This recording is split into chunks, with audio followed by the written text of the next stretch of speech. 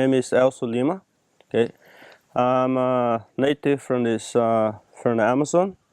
So I born and grew up in the little village. So before I started this job. I used to work in agriculture with my family, plants watermelons, pepper, vegetable in general. So I always had a dream to know different culture and different language. So then we started before I learned English. I started to be like a waiter, native guide, taking tourists together with the bilingual guide into the forest, but always studied English. So after I learned, then I could guide the Europeans and the North Americans by myself. So for 10 years I've been guiding in the forest, working different tour companies, and then 6 years ago, me and my wife, Paula, we decided to set up Amazon Green Tours. But we used to work in different areas. Then 3 years ago, we buy this land where we start to set up our own lodge, which is this area around. So this area, it's like part of my life. So I feel myself at home when I'm around in this region. So you said you are a native from here. So could you describe your tribe or your ancestors? Native from here means I'm Caboclo. Caboclo is a second generation of the indigenous people. Like my father, he comes from a tribe called Tucanos, from up north, and my mother, she comes from French Guyana. So I have a blood mix with European and indigenous people. So they met each other in the time when Brazil was export animal skin like alligator, jaguar, black panther, all this thing. So my grandfather from my mom, father of my mom, he used to have a boat and sail along the river, selling stuff and buying stuff from the local people. So that's how my father and my mom they met together. So they were they traders, but then they were also farmers. Yeah. So they used to my family of my father part, they used to farm in the place called Barcelos, which is about 1,000 kilometers from Manaus, northeast of Manaus. So they used to work. They used to live from animal skin, and also from a special material extracted from the palm tree, what they call a piaçaba, what they use for making broom for clean the houses. And I also make different types of material for the house and for handcraft as well. So they used to sell it and change for like a kilo of sugar, a kilo of coffee, or send a small money. Because the distance for exporting further to Manaus was a very long time for us to come by paddling, which might take probably a month to come down and a month and a half to go back up.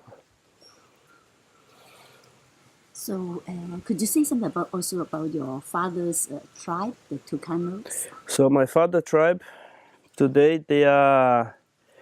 this tribe, they have been lose the culture, because most of them they start to come into the city, which was this tribe was only about 100 people, which was based in the border with Colombia and Venezuela and Brazil. So they start to come down closer to the big city. So now most of them they involved in the big city.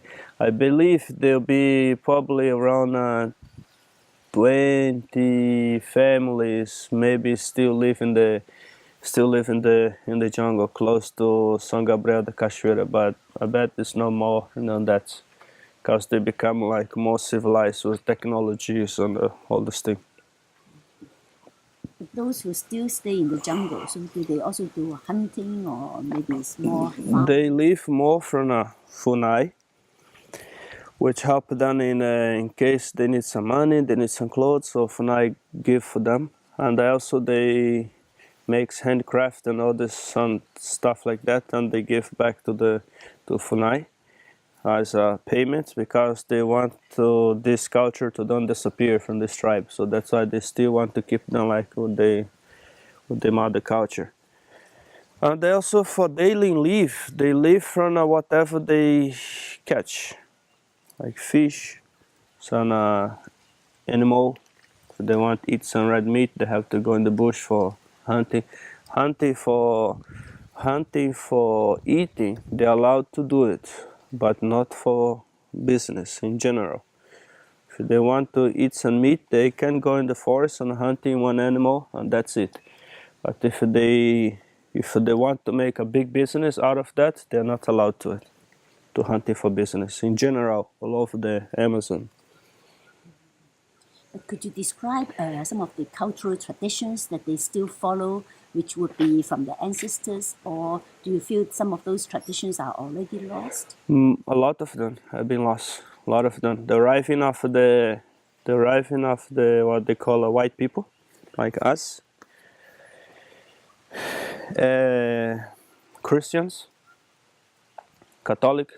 A lot of priests and missionaries, like who goes upstream along the river, catalyze, evangelists, all those local tribe.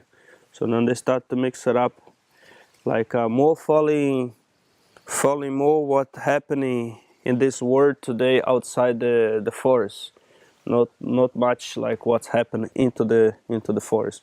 So like in that way, I believe in my point of view, they are losing a lot of part of the culture, like traditional culture what they used to carry before, like no coffee, no sugar, and no salt. And today they are using all of that, like wear like clothes and makeup, ladies doing makeup and all these things. So white people are bringing them all this kind of things. But would there be any traditions that still stay? Just when they're making the ceremony, like wedding ceremony, or when they are meeting tribe to tribe, they want to do like a ceremony of a meeting for week, and then they still carry on that culture where they do this, they dress up like no clothes, just like a scorch, and that they still eating their own traditional food with no salt, grilled fish, grilled meat, some fruit they get from the forest, like açaí, buriti, and other type of typical fruit. And also when they're going to get married, they still carry the old past culture. With the boy have to put the hands on the cloth with full of ants, and the ants go to sting him. For 24 hours they are making that ceremony. So that is still the mother culture that have been carried for years and the years and the years behind. And how about the way they see nature? Pachamama. They see nature like part of their life. They are ones of them. I don't know the other part of Brazil, but I know up here they still want to protect the nature like they protect their life, because they say whatever they need, they find in the nature. They need food, they have to go in the nature. They need some remedies, some medicinal plant, traditional plants, they goes in the mother nature to looking for that in the everything whatever they need to find in the nature. So that's why they protect the nature, they preserve the nature like they preserve the life. So then that means they would be very much against mining activities. Of course they are. Because it's direct damage to Mother Earth. Yeah, they are they are, I guess they are actually they are, I guess, against the mining, like farming, because when involve mining and farming, that means they involve a lot of damage in the mother nature. They have to destroy, cutting, all these things. So they are against all that. So when the mining companies are here, so do they get the workers from the indigenous or from others? Actually, mining here today, it's not allowed. People mining, but well hide it. Because if they get caught by the environmental protectors, they're really in trouble. So when they hear like some ambiental protectors around, they hide it, everything, and they move away. Because if they get caught, they'll be stuck in the jail for a long time. Because they are hurting the environment, like the toxic whatever they put in the ground goes to the water and polluted a lot of water. So pollute a lot of fish or mammal die. You know what they call a mercury. They put in the water to make the gold and diamonds or smaragd come up to the surface.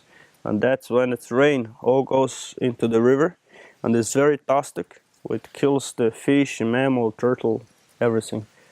So that's why they're not allowed to mining anymore. The illegal activities. Yeah, illegal activities still go on. Because when you talk about Amazon, we are talk about 7 billion square kilometer. Those 7 billion square kilometer, which is involved in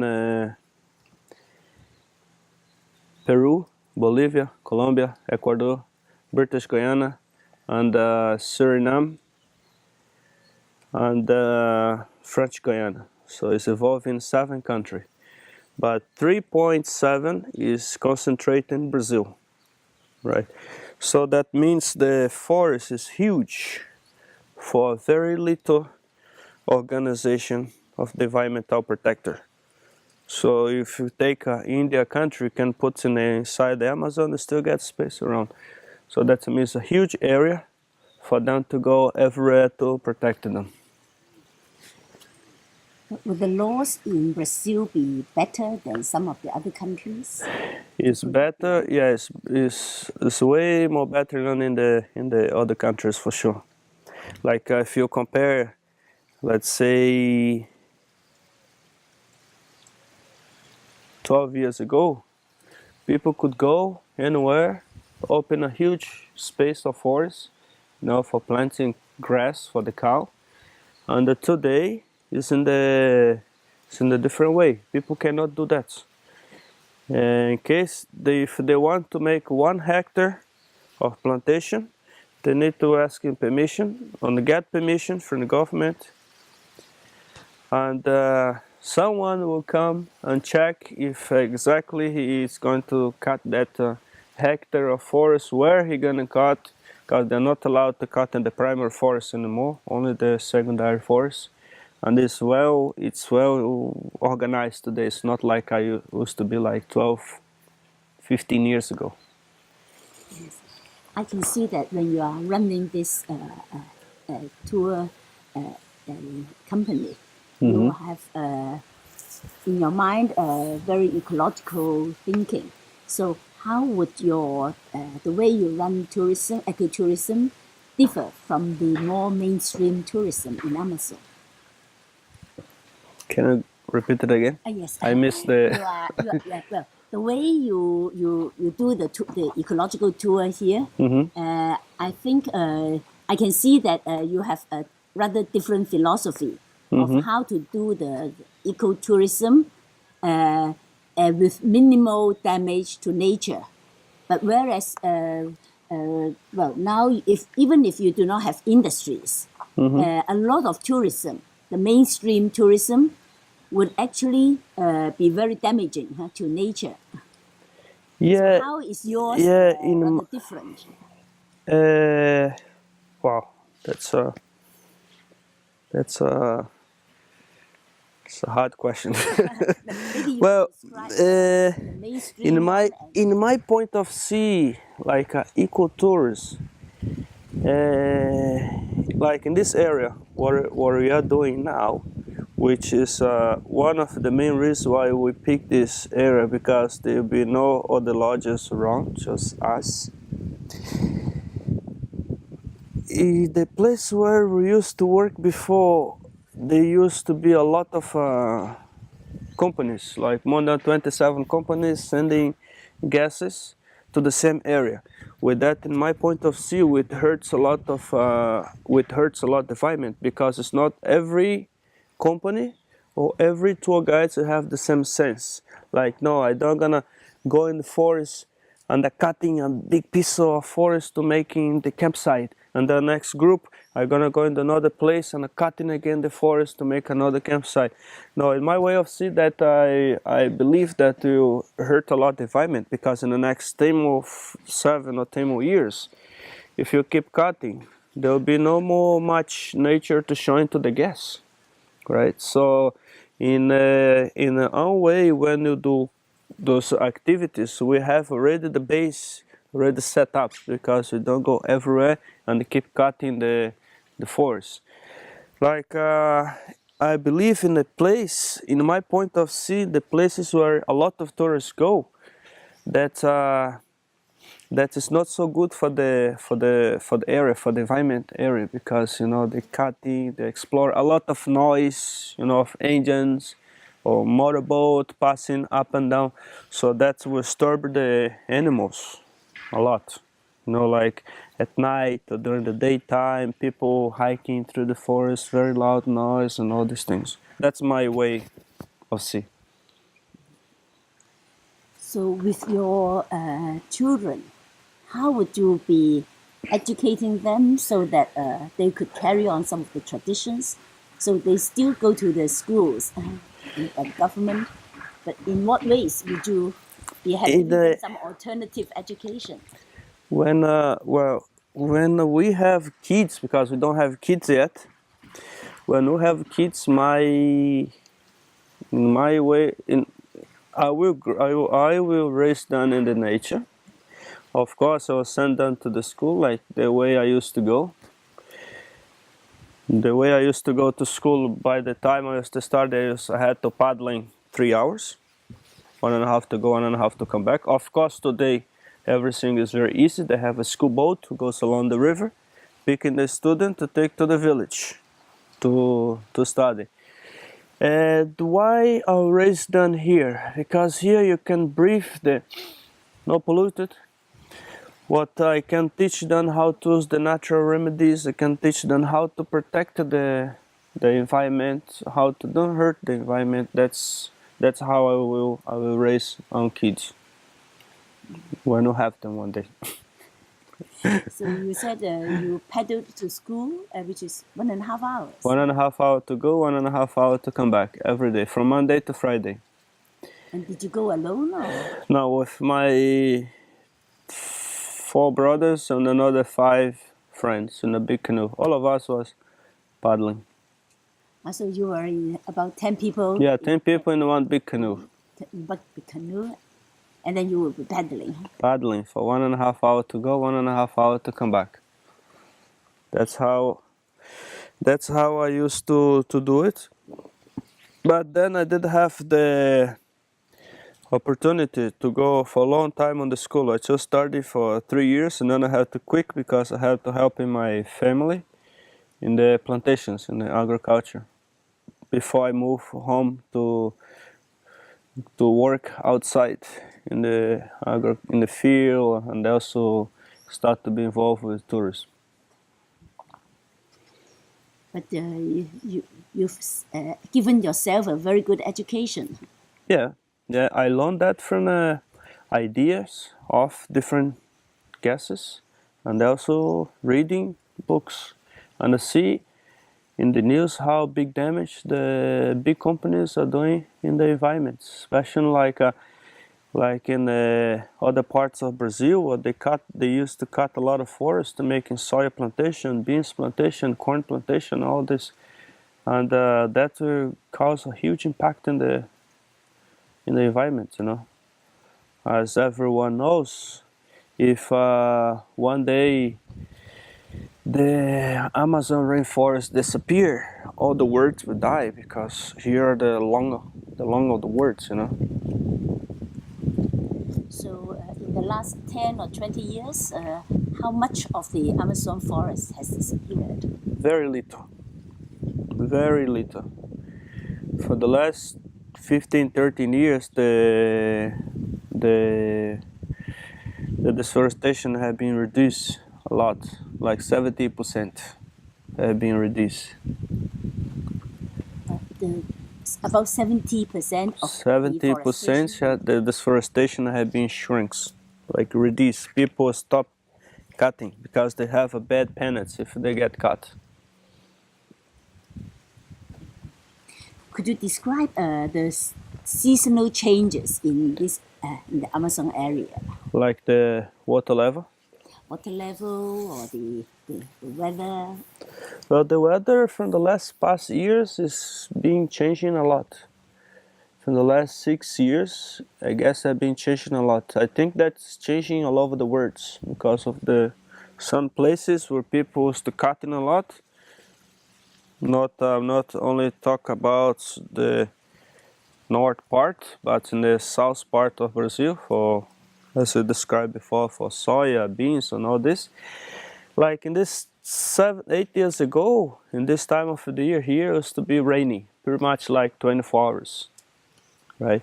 The river in this time of the year was to be like 5, 7 meters higher from what is now. So now it's in the other way around. So we get more sunshine and have less rain. So the river rise depends a lot on the rain. If it rains a lot, the river rise like 5 centimeters a day. And that's I bet that have been changed by the impact of people have been done in the nature, you know, like the deforestation.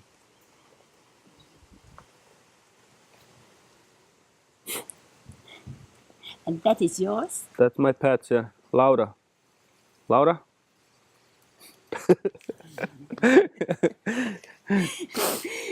She wants to come on. Yeah, she wants to be interviewed as well. She wants to be interviewed. Yeah.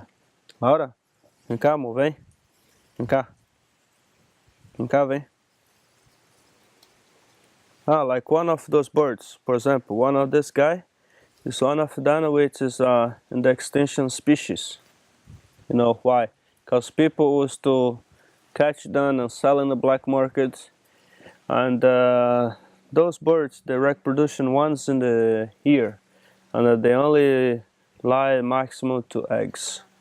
And from those 2 eggs, if they will survive, if they're born, if like no monkeys or other birds eat the eggs, they're born like 2 babies. From those 2 babies, I would say probably one will survive. The other will get eaten by the carnivore hawk or snake or the predator. So, you know, the indigenous people, the traditional indigenous people, they use the feather as a crown, you know, because it's very colorful. And also they have to kill them to get the feathers. So that's one of the reasons why today those birds, they're in the extinction species. So when they mate, normally they mate forever. If the female die, the male fly to the highest tree, close the wings, and fall down, like kill himself. If the male die, the female live alone for the rest of her life. So they never go looking for another mate. Laura, cá, amor, vem cá, dá o pé.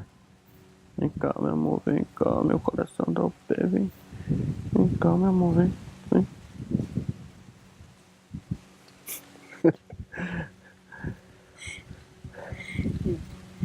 So you mean with the climate change because of because of the deforestation, so you don't have so much rain, and so the river is now doesn't rise like as used to be, like 8, 9 years ago.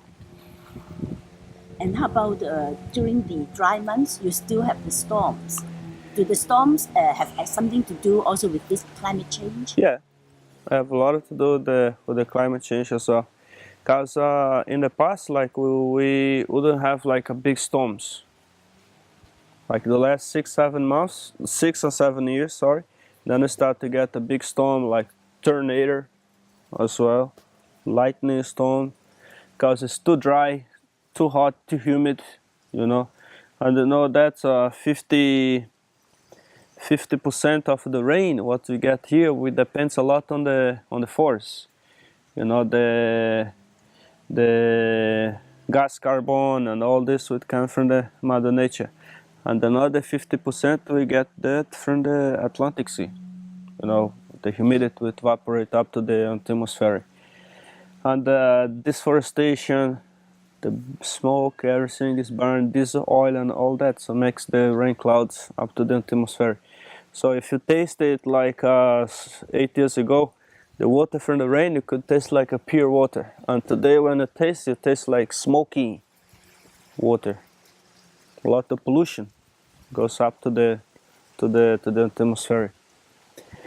And actually when the water was rising down, by that time it wasn't go too low.